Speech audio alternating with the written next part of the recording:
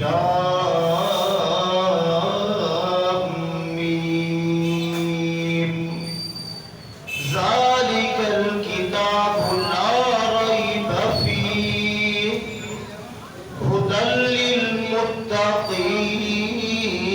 للمتقین قال اللہ تبارک وتعالی فی القرآن المجید والفرقان الحمید وَنُنَزِّلُ مِنَ الْقُرْآنِ مَا هُوَ شِفَاءٌ وَرَحْمَةٌ لِّلْمُؤْمِنِينَ قال الله تبارك وتعالى في القرآن المجيد والفرقان الحميد إنا نحن نزلنا الذكر وإنا له لحافظون قال النبي صلى الله عليه وآله وسلم خيركم من تعلم القرآن وعلمه وعن أنس قال قال رسول الله صلى الله عليه وآله وسلم ما بين بيتي ومنبري روضة من رياض الجنة آمنت بالله صدق الله العظيم وصدق رسوله النبي الكريم ونحن على ذلك لمن الشاهدين والشاكرين والحمد لله رب العالمين اللهم صل على اللهم صل على سيدنا ومولانا محمد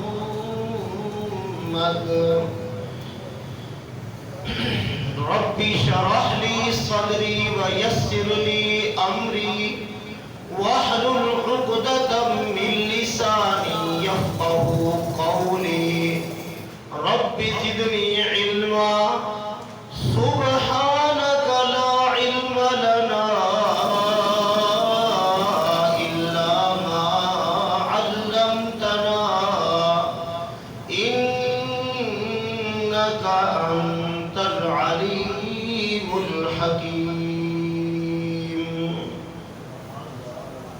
محمد کی غلامی دین حق کی شرط اول ہے سب پڑھ لو صلی اللہ علیہ وآلہ وسلم محمد کی غلامی دین حق کی شرط اول ہے اگر ہو اس میں کچھ خامی تو سب کچھ نامکمل ہے محمد ہے متاع عالم ایجاد سے پیارا جب سرکار کا نام ہے تو صلی اللہ علیہ وسلم کی باہر آنی چاہیے محمد ہے متاع عالم ایجاد سے پیارا پدر مادر برادر جان و مال اور اولاد سے پیارا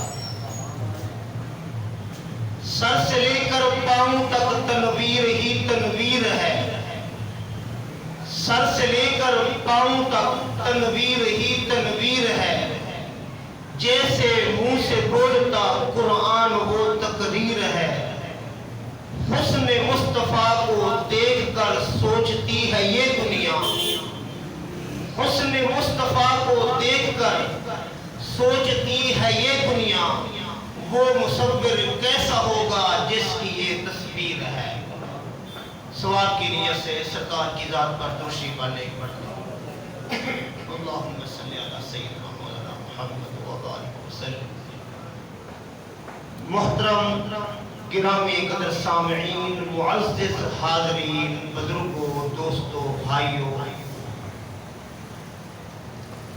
استاد العلماء استاد القرآ اس مسجد کے بانی مبانی اور بہت سارے اپنے شاگردوں کی اور طلباء کی تربیت کرنے والے میرے استاد محترم استاد در محمد صاحب دامت برکاتہم العالیہ کی اخلاص اور محنت اور اللہ کے ہاں یہ قبولیت کی بڑی نشانی ہے کہ ان کو اللہ پاک نے اپنے گھر کے ساتھ ایسے جوڑا ہوا ہے جیسے ایک مومن کلمے کے ساتھ جڑا ہوتا ہے، جیسے ایک مومن عشق مصطفیٰ کے اندر پرویا ہوا ہوتا ہے، جیسے ایک مومن جو ہے اس کا درود شریف پڑھے بغیر گزارا نہیں ہوتا۔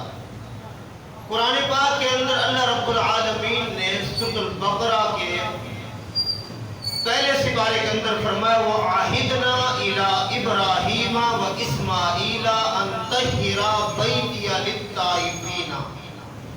علماء مشائخ لکھتے ہیں کہ جس بندے کو گھریلو دنیاوی کاروباری سکون نہ مل رہا ہو، بلکہ ایک اللہ کے بہت بڑے ولی، بہت بڑے عالم دین مولانا پیر ذوالفقار صاحب دامت برکاتہم العالیہ کی مجلس میں بیٹھے تھے تو کہنے لگے میرے پاس ایک جگیردار جوڑا آیا، بڑے تکڑے لوگ، بڑے مل اونر، بڑے مربے اور کوٹھیوں کے مالک، فیکٹریوں کے مالک، میاں بیوی، کہنے لگے سکون نہیں ہے، راحت نہیں ہے، دنیا کی کسی چیز کی کمی نہیں، اگر کمی ہے تو سکون نہیں۔ تو سکون دولت، روپے، پیسے، اعلیٰ لباس، اعلیٰ جوتے سے، بڑی بڑی بلڈنگوں اور محل اور کوٹھیوں سے نہیں ملتا۔ الا بذکر اللہ تطمئن القلوب۔ اللہ رب العالمین نے اپنی یاد میں، اپنی محبت میں، اپنے ذکر میں دلوں کا اطمینان رکھا ہے۔ تو شیخ فرماتے ہیں میں نے ان کو کہا اور وظائف کے ساتھ ذکر، تو میں نے ان کو کہا تمہارے علاقے کے اندر جو مسجد ہے، مسجد خانہ خدا، وَأَنَّ الْمَسَاجِدَ لِلَّهِ فَلَا تَدْعُوا مَعَ اللَّهِ أَحَدًا، یہ مساجد اللہ رب العالمین کا گھر ہے اور یہاں اللہ ہی کو پکارا جاتا ہے۔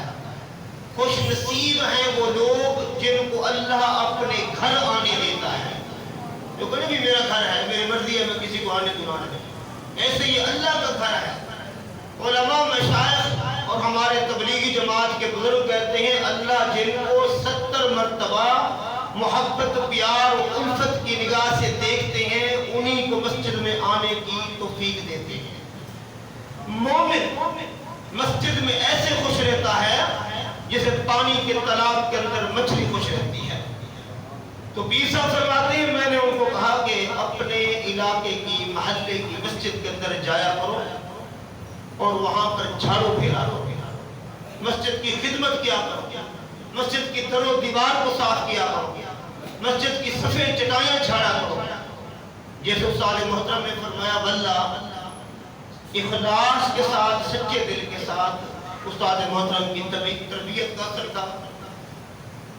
یہاں ہم سالہ سال تک دن رات مسجد کی خدمت کرتے رہے اور یہ مسجد کی خدمت کا صلہ ہے کہ الحمدللہ ثم الحمدللہ فیصل آباد کے اندر ایک مہنگے ترین علاقے میں خانہ خدا کے لیے جگہ خریدی اور وہاں پر سینکڑوں طلباء، طالبات اللہ کا دین سیکھتے ہیں اور میں خود اس درسگاہ کا طالب علم ہوں۔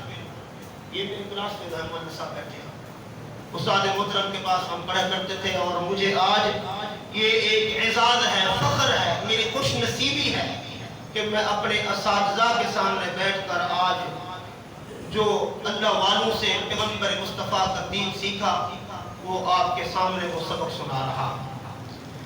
جو قرآن پاک کی آیات میں نے آپ حضرات کے سامنے پڑھی، میرے تجربہ امام الانبیاء سرکار مدینہ مدنی کریم صلی اللہ علیہ وسلم کے جو فرمان حدیث مبارکہ میں نے جو تلاوت کی، ان کے اندر جو تعلیم دی جا رہی ہے، اگر ہم غور کریں تو آمنہ کے لال کی زندگی کے کئی پہلو ہیں، کئی قسم ہیں۔ ایک ہے پیغمبر مصطفیٰ صلی اللہ علیہ وسلم کی گھر کی زندگی، گھریلو زندگی، اور ایک ہے پیغمبر کی گھر سے باہر کی زندگی۔ تو جو رکھو گے تو بات سمجھ آئے گی۔ اگر آپ آمنہ کے لال کی گھر کی زندگی لینا چاہو گے تو آپ کو اہل بیت آل رسول کے دروازے پر دستک دینی پڑے گی. اگر پیغمبر مصطفیٰ صلی اللہ علیہ وسلم کی آپ بہن کی زندگی لینا چاہیں گے کہ آمنہ کے لال نے تراویح اور جنازے اور نکاح اور بازار میں چلنا اور وضو کا کرنا اور ظہر اور عصر اور نماز مغرب اور عشاء کی کتنی رکعتیں پڑھی، پھر نماز کیسے شروع کی، شروع میں ثنا پڑھا، فاتحہ پڑھی، 7 سورت ملائی، رکوع کے اندر کیا پڑھا، سجدے کے اندر کیا پڑھا. آمنہ کے لال صلی اللہ علیہ وسلم نے مسجد میں داخل ہوتے ہوئے کون سا پہلے قدم رکھا، جوتا کیسے پہنا. آمنہ کے لال کی بہن کی مکمل زندگی کے محافظ پیغمبر کے صحابہ ہیں. کون ہے بھی پیغمبر کے؟ پیغمبر کے شاگرد، پیغمبر کے مقتدی، پیغمبر کے مریدین، پیغمبر مصطفیٰ صلی اللہ علیہ وسلم کے پیچھے کھڑے ہو کر نمازیں پڑھنے والے ہیں.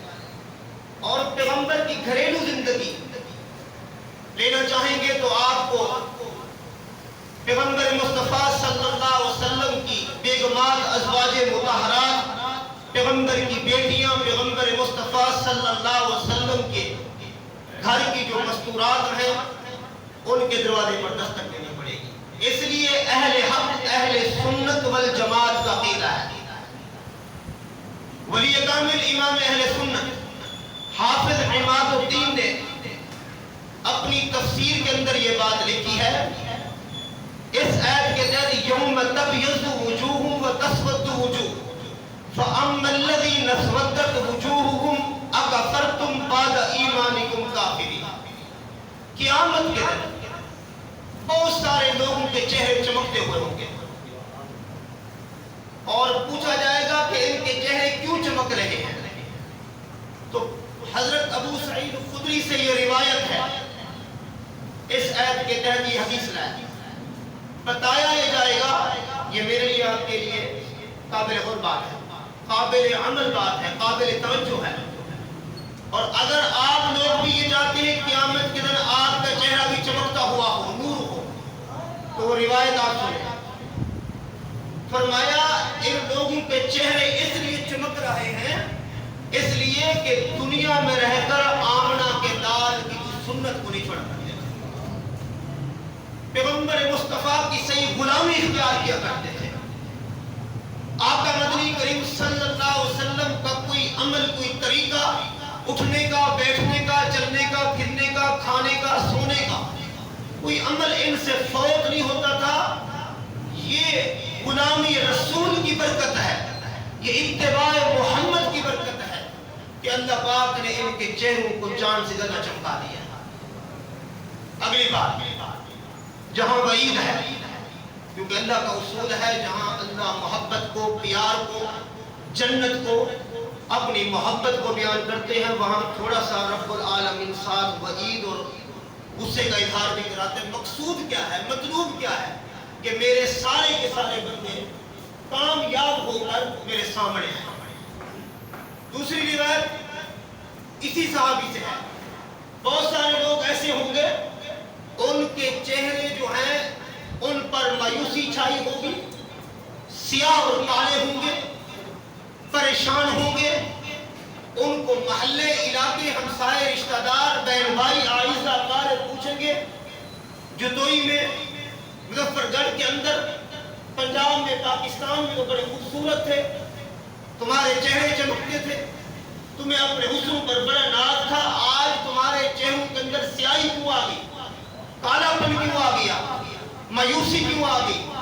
روتے ہوئے، چیختے ہوئے، چراتے ہوئے یہ بات کہیں گے کہ افسوس ہے، آج دکھ ہے کہ ہم دنیا میں رہ کر آمنہ کے لال صلی اللہ علیہ وسلم کا نام تو لیتے تھے، اخباروں میں، بازاروں میں، موبائلوں پر اور مختلف محفلوں میں، اور اپنے گھر کے اوپر بڑے بڑے جھنڈے لگا کر مرحبا یا مصطفیٰ، لبیک یا رسول اللہ کے بینر لگاتے تھے، لیکن نیچے جو ہے اوپر سرکار کے نام کا، پیغمبر مصطفیٰ کا نام جو ہے ہوا میں اڑ رہا ہوتا تھا، لیکن نیچے اسی عمارت کے اندر ہم جھوٹ بول رہے ہوتے تھے، اسی عمارت کے اندر ہم سود کا کاروبار کر رہے ہوتے تھے، اوپر حضور کا نام اور نیچے جو تھا گندے پرنٹ اور گانے اور میوزک اور مرثیہ اور نوئے سن رہے ہوتے تھے، اوپر حضور کا نام لگاتے تھے، نیچے اپنی امی اور ابو کی گستاخی اور نافرمانی کر رہے ہوتے تھے، اوپر حضور کے نام کا صدقہ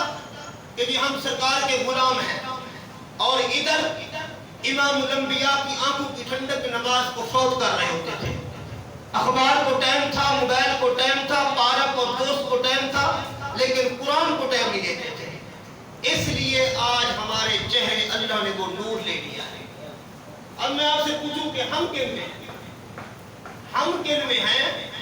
پہلی والی حدیث کے مطابق چل رہے ہیں یا دوسری والی نعوذ باللہ وعید کے مطابق ہے؟ تو جو میری بات کی طرف حضور مدنی کریم صلی اللہ علیہ وآلہ وسلم کی اصل چیز ہے تابعداری اور غلامی۔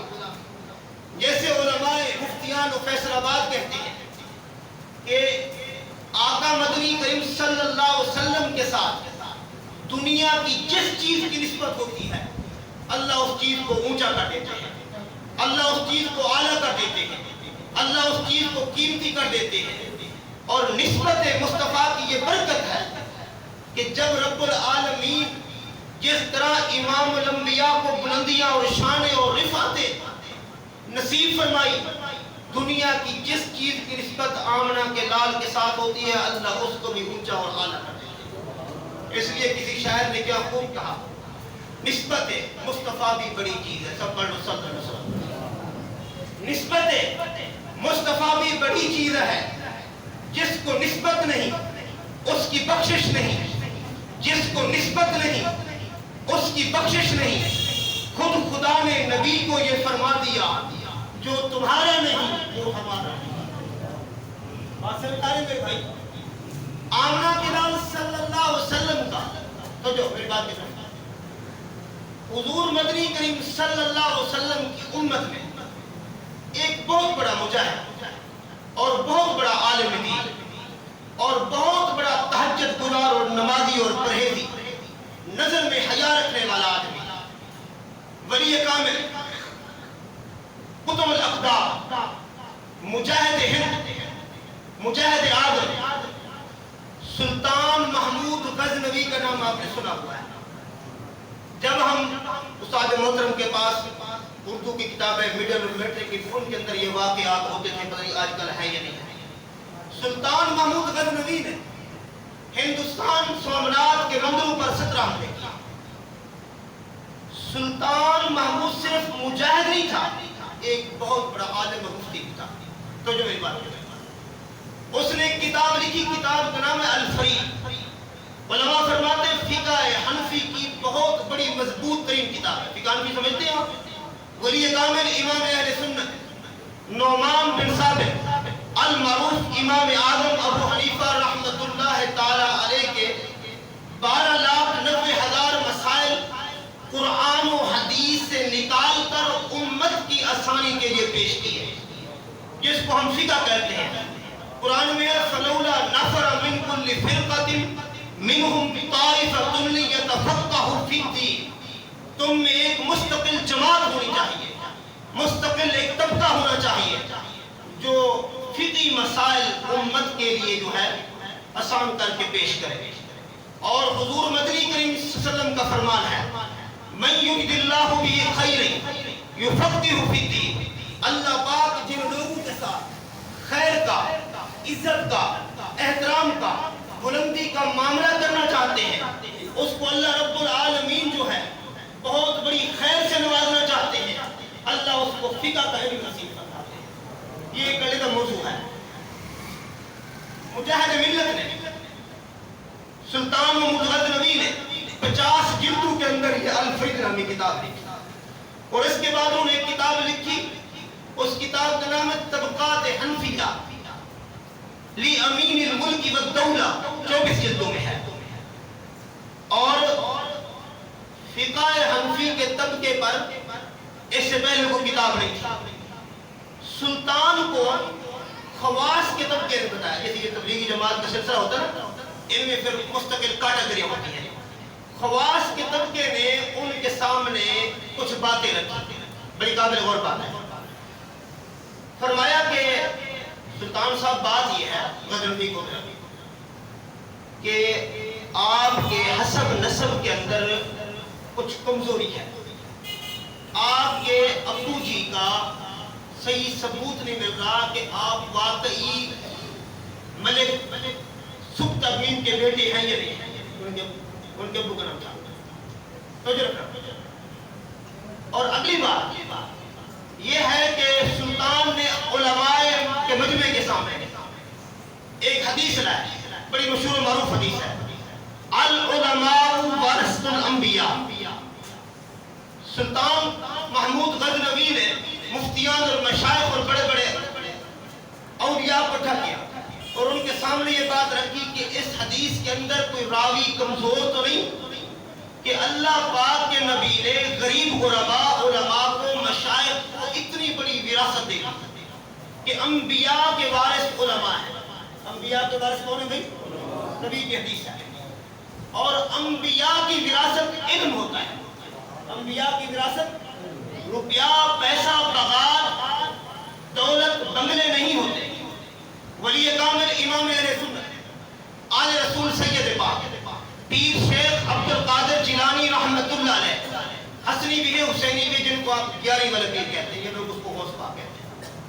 وہ حنبلی مسلک تھے، رفع یدین والی نماز پڑھتے تھے، ہاتھ سینے پر باندھتے تھے. اہل سنت ہمارے بریلوی اور دیوبندیوں والی وہ نماز نہیں پڑھتے تھے، وہ رفع یدین کرتے، ہاتھ سینے پر باندھتے تھے. وہ امام احمد بن حنبل رحمۃ اللہ کے مقلد تھے جیسے سعودی عرب والے ہیں. تو جو میری بات ہے، پیر صاحب کی کتاب میں یہ بات لکھی ہے، یا معاشر الانبیاء، انبیاء علیہ الصلوۃ والسلام کی جو جماعت ہے، لا نعرف ولا نورث، ان کی کوئی وراثت نہیں ہوتی. لا فهو ترکنا، جو کچھ وہ چھوڑتے ہیں، لا ترکنا فهو صدقہ، جو کچھ انبیاء چھوڑتے ہیں وہ صدقہ ہوتا ہے. وہ کیا ہوتا ہے بھائی؟ وہ کیا ہوتا ہے؟ اور صدقہ جو ہے وہ آل رسول پر حرام ہوتا ہے. سیدہ بی بی فاطمہ الزہرا صدقہ نہیں کھا سکی. آپ کو مسئلہ سمجھ آیا؟ جتنا بھی مدنی کریم صلی اللہ علیہ وسلم نے باغ بغیچے چھوڑے، سرکار نے جتنا بھی روپیہ پیسہ چھوڑا، اگر چھوڑا ہے تو سب کا سب صدقہ ہے. حسن حسین پاک جنت کے سردار، جنت کے شہزادے، اور ان کی اماں سیدہ بی بی فاطمہ الزہرا جنت کی عورتوں کی ملکہ اور شہزادی اور سردارہ، وہ صدقہ نہیں کھا سکتی. تو میرے بھائی، سلطان محمود غزنوی نے یہ بات کہی کہ اتنی بڑی وراثت، اتنا بڑا خزانہ انبیاء والا، اللہ نے ان غریب غرباء علماء کو ان کا وارث کیوں بنا دیا؟ اور ہمیں کیوں نہیں بنایا؟ ہم سڑکیں بناتے ہیں، ہم جناب مسافر خانے بناتے ہیں، ہم غریب غرباء بچوں کی شادی کراتے ہیں، ہم جہاد میں مال دیتے ہیں، مساجد تعمیر کرتے ہیں. تو اللہ کے نبی صلی اللہ علیہ وسلم نے یہ کہیں حدیث ہمارے بارے میں نہیں فرمائی. تو اس بارے کے اندر مفتیان کو اکٹھا کیا اور اگلی بات انہوں نے کہی کہ کوئی ہے اس مجمع میں اللہ کا بندہ کہ جو مجھے یہ بتائے کہ کیا میں جنتی بھی ہوں یا نہیں. دنیا میں دو طبقے ایسے ہیں جن پر انسان قسم کھا کر کہہ سکتا ہے کہ یہ پکے جنتی ہیں. ایک بندہ یہ کہہ دے کہ اگر سیدنا آدم علیہ السلام سے لے کر امام الانبیاء صلی اللہ علیہ وسلم تک تمام انبیاء رسول پیغمبر جنتی نہ ہوئے تو میری بیگم کو 3 طلاقیں ہیں، تو ظاہری بات ہے کہ تمام انبیاء جنتی ہیں، اس کی بیگم وہ جو شرط لگا رہا ہے اس کی شرط پوری ہے تو وہ حانس نہیں ہوگا، اس کی بیگم اس کے لیے بالکل حلال ہے. اور 3 طلاق ہی سے بیگم حرام ہو جاتی ہے. دنیا کے ہر مفتی کا یہ فتویٰ ہے، وہ فقہ حنفی سے ہو، مالکی سے ہو، شافعی سے ہو، وہ امام اعظم ابو حنیفہ سے ہو، تمام طبقات کے ہاں یہ ہے 3 طلاق کے بعد بیگم حرام ہے. 11 والے پیر غوث پاک کا نام، جن کا نام ہے پیر شیخ عبد القادر جیلانی، ان کی کتاب میں یہ بات لکھی ہوئی ہے 3 طلاق کو ایک کہنے کا سسٹم یہودیوں میں تھا. 3 طلاق کو ایک کہنے کا سسٹم ان لوگوں کا تھا جن کی اذان اور کلمہ مکے مدینے سے نہیں ملتا، جن کا کلمہ اور اذان جو آمنہ کے لال نے ابو معذورہ حضرت بلال حبشی رضی اللہ تعالی عنہ حضرت عبداللہ ابن ام مکتوم کو، یا جو اذان آمنہ کے لال نے بی بی فاطمہ الزہرا کے کان کے اندر کہی، یا آمنہ کے لال صلی اللہ علیہ وسلم نے جو اذان حسن حسین پاک اور حضرت علی المرتضیٰ نے اپنے 18 بیٹے ابو بکر و عمر عثمان علی کے کانوں کے اندر کہی، یا بی بی فاطمہ الزہرا نے اپنی بیٹی ام کلثوم کے کان کے اندر آمنہ کے لال سے جو اذان کہلوائی، جن لوگوں کی اذان کلمہ نہ صحابہ سے ملتا ہے، نہ اہل بیت سے ملتا ہے، نہ آل رسول سے ملتا ہے، نہ صدا سے ملتا ہے، ان کے علاوہ یہودی یا یہ طبقہ 3 طلاق لے کہتے ہیں، باقی دنیا میں ایک طبقہ ہے قادیانیوں کا، مرزائیوں کا، یہ بھی 3 طلاق کو یہ کہتے ہیں۔ لیکن یاد رکھنا باقی کسی بھی مسلمان طبقے کے اندر آج تک 3 طلاق کو ایک کہنے والا مسلمانوں کا طبقہ پیدا نہیں ہوا۔ اگر کسی نے اس پر ضد کیا ہے تو لا علمی ہے۔ خود امام بخاری رحمۃ اللہ علیہ، محمد بن اسماعیل المعروف امام بخاری، اس کی کتاب میں 5500 جو ہے اس کے اندر حدیثیں ہیں۔ خود امام بخاری رحمۃ اللہ علیہ اور ان کے استاد، ان کے استاد عبداللہ بن مبارک الحنفی اور ان کے استاد امام اعظم ابو حنیفہ رحمۃ اللہ علیہ اور ان کے استاد حضرت انس بن مالک رضی اللہ تعالیٰ عنہ اور ان کے استاد محمد رسول اللہ اور ان کے استاد اللہ رب العالمین کی ذات، کہیں بھی کسی کا کوئی اختلاف نہیں کہ 3 طلاق کے بعد محترمہ بیگم حرام۔ یہ میں نے آپ کو ایک ترتیب بتا دی۔ یہاں ایک بات، سلطان محمود غزنوی نے یہ بات کہی کہ مجھے کوئی بتا سکتا ہے کیا میں جنتی ہوں، تو میں نے آپ کو بتایا ایک طبقہ انبیاء کا ہے جن کے بارے میں کسی کا کوئی اختلاف نہیں، تمام انبیاء جنتی ہیں، تمام انبیاء۔ دوسرا طبقہ آقا مدنی کریم صلی اللہ علیہ وسلم کے اصحاب کا ہے، جن کو حضور صلی اللہ علیہ وسلم نے مختلف مقامات پر کبھی نام لے کر، کبھی جنگ بدر کا حوالہ دے کر، کبھی غزوہ احد کا حوالہ دے کر، کبھی جناب اس کی کر کے درخت کے نیچے لقد رضی اللہ عن المؤمنین کی آیات پڑھ کر، کہیں رضی اللہ عنہم کے سرٹیفکیٹ دے کر، کہیں وَكُلٌّ وَعَدَ اللَّهُ الْحُسْنَى کہ اللہ پاک نے ان سب کے ساتھ جنت کا وعدہ کر دیا ہے، کہیں کہا ابو بکر فی الجنہ، کہیں کہا عمر فی الجنہ، کہیں کہا عثمان فی الجنہ، کہیں بولے حضرت علی بن مرتضیٰ فی الجنہ، یوں عشرہ مبشرہ کو جدا کیا کہ یہ سب سے بڑے جنتی۔ پھر جناب آمنہ کے لال نے ان میں سے 4 کو مقام بخشا کہ یہ ان سے بڑے جنتی۔ پھر ان 4 میں فرمایا فَقْتَدُوا بِالَّذَيْنِ مِن بَعْدِ ابو بکر و عمر، کہ میرے بعد سیدنا ابو بکر و عمر کی اتباع کرنا، میرے بعد ان کی غلامی کرنا، میرے بعد ان کے پیچھے چلنا، میرے دین کا جو مسئلہ آپ لوگوں کو پیش آئے وہ ابو بکر و عمر سے پوچھنا، جو ان کی رائے ہوگی وہی میرے دین کی اور امام الانبیاء کی رائے ہوگی۔ تو دوسرا طبقہ ہے پیغمبر مصطفیٰ کے صحابہ کا۔ اس بات کو یوں سمجھے، میں نے دین سیکھا کتابوں سے، میں نے دین سیکھا کتابیں آگے رکھ کر اپنے استاد سے، لیکن آمنہ کے لال کے صحابہ نے دین سیکھا کتابوں سے نہیں، پیغمبر کی زبان سے، ڈائریکٹ رسول اللہ کے چہرے سے، ڈائریکٹ پیغمبر کی زبان سے، ڈائریکٹ پیغمبر کے اشاروں سے، ڈائریکٹ پیغمبر مصطفیٰ صلی اللہ علیہ وسلم نے ان کی تربیت کی۔ میں دین سیکھ رہا ہوں، میرے بھائی مفتی حبیب الرحمان صاحب دین سیکھ رہے ہیں، استاد محترم نے دین سیکھا کتابوں سے، آمنہ کے لال کے صحابہ نے دین سیکھا پیغمبر کے دروازے سے، پیغمبر کی زبان سے، پیغمبر کے چہرے سے۔ یہی فرق ہے، میرے اور آپ کے علم کے اندر کمی کوتاہی غلطی آ سکتی ہے۔ آمنہ کے لال صلی اللہ علیہ وسلم کے ٹریننگ یافتہ صحابہ، میں نے آپ کو شروع میں بتایا پیغمبر کی زندگی کے 2 اتوار، 2 دور، ایک پیغمبر صلی اللہ علیہ وسلم کی گھر کی زندگی، ایک پیغمبر مصطفیٰ صلی اللہ علیہ وسلم کی بہن کی زندگی۔ دوسرے لفظوں کے اندر اس بات کو آپ یوں سمجھیں کہ حضور صلی اللہ علیہ وسلم نے فرمایا کہ میرے اہل بیت کشتی نوح کی طرح ہیں، جو کشتی نوح میں سوار ہو گئے کامیاب ہو گئے، جو کشتی نوح میں سوار ہو گئے وہ، اور حضور نے فرمایا اس بات کے بعد اصحابی کرنکم فبأیہم مقتدیکم اہتدیتم، اہل بیت کو فرمایا کشتی نوح کی طرح، صحابہ کو فرمایا تاروں کی طرح۔ بات سمجھ رہے ہیں؟ یہی وجہ ہے کہ الحمدللہ ثم الحمدللہ اہل حق اہل سنت، یہ جو ہمارا مرکز ہے اس کی تعلیم ہے کہ پیغمبر کے اہل بیت کے بغیر بھی گزارا نہیں، صحابہ کے بغیر بھی گزارا نہیں۔ جس نے کامیاب ہونا ہے، عشق مصطفیٰ پورا کرنا ہے، جنت میں جانا ہے، وہ صحابہ سے بھی محبت کرے، اہل بیت سے بھی۔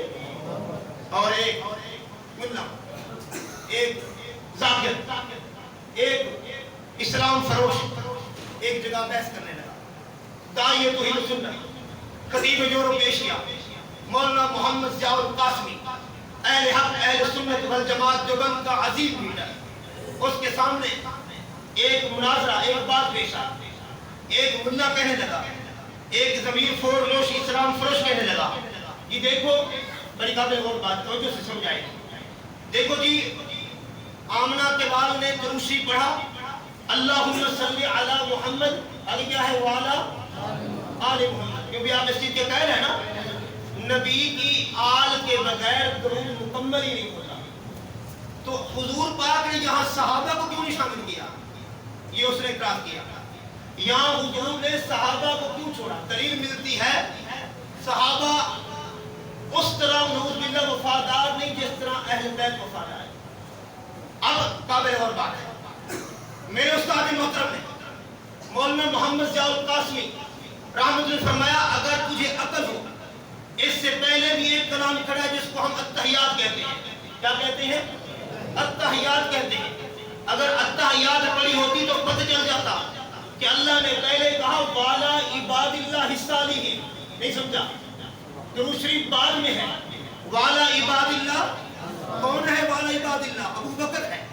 والا عباد اللہ، علی کا داماد عمر ہے، فاطمہ الزہرا کا جمعی عمر ہے، امام حسن الحسین کا بینوئی حضرت عمر ہے، پیغمبر مصطفیٰ صلی اللہ علیہ وسلم کے حیا کے دنیا کا عظیم بادشاہ حضرت عثمان غنی ہے، حضرت علی المرتضیٰ ہے، پیغمبر صلی اللہ علیہ وسلم کے برادر امدہ رازدار، اس کو پیغمبر نے 5 دعائیں دی، حضرت سیدنا امیر معاویہ ہے، والا عباد اللہ الصالحین، پہلے پیغمبر صحابہ کو دائے، توجہ بھی تو بات سمجھ آئے، درود بعد میں آیا۔